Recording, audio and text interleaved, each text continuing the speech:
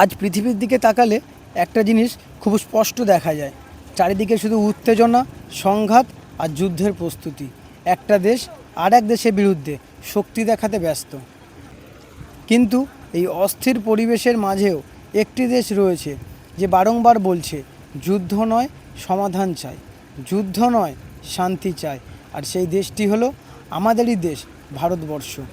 এটি একমাত্র দেশ যার ইতিহাস শুধুমাত্র শক্তির নয়, মানবতা আর শান্তির বার্তা দেওয়ার ইতিহাস। বর্তমানে পৃথিবীর অবস্থা দেখুন, ছোটোবেলায় আমরা যেরকমটা দেখতাম পৃথিবীতে, সেরকম শান্তি পৃথিবীতে আর নেই। এখন প্রতিনিয়ত এই মুহূর্তে হয়তো কোনো দেশের সঙ্গে কোনো দেশের সংঘাত বা উত্তেজনা চলছে।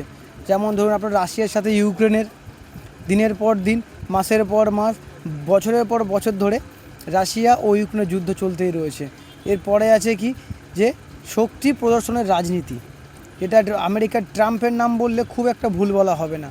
কারণ আমরা সবাই দেখতে পেয়েছি বেশ কয়েকদিন আগেই ভেনেজুয়েলার যে প্রেসিডেন্ট ছিল তাকে কিডন্যাপ করে নিয়ে গেছে শুধুমাত্র তার শক্তির প্রদর্শন করিয়ে।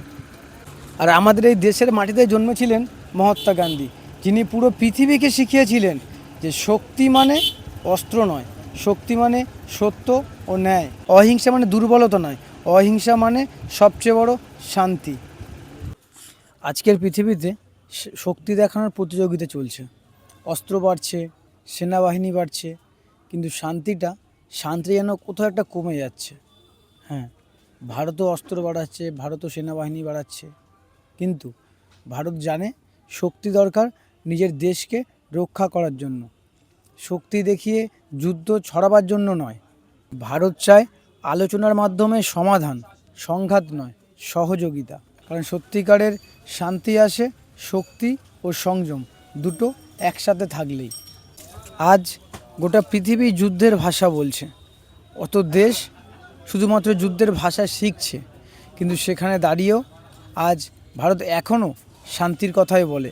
হ্যাঁ, এটাই আমাদের দেশ ভারতবর্ষ, যে এখনও এরকম পরিস্থিতিতে, এরকম সময়ে দাঁড়িয়ে থেকেও এখনও শান্তির কথা বলে, শান্তির পথে চলার চেষ্টা করে। তাই আগামী ভবিষ্যতে যদি কোনো দেশ থাকে যে শান্তির পথে চলে, যে শান্তির পথ দেখায়, সেটা হচ্ছে একমাত্র ভারতবর্ষ।